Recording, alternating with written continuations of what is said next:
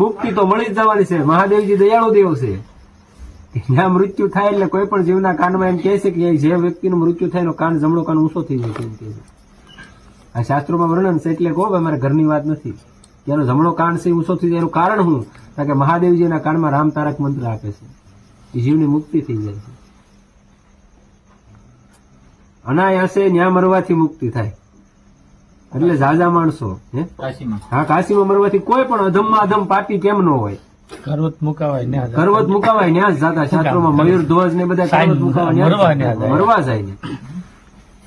મથુરા વૃંદાવન છે, કાશી છે, અવધપુરી છે, ત્યાં માણસો સાઈન રેવા હું કામ જાય અંત સમયે?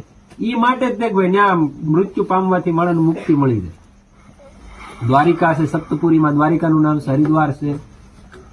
આપણે ત્યાં નજીકમાં છે ને એટલે બધું માન ન હોય. શેત્રુજી કેમ પડખે નીકળે તો કે હાલો કઈ વાંધો નહીં, આપણને ન મહત્વ હોય. પણ જે વિદેશોમાંથી જઈને આવે એને તમે કેમ તો એના જળથી દીવો કરે છે, તો ગંગા કહેવાય.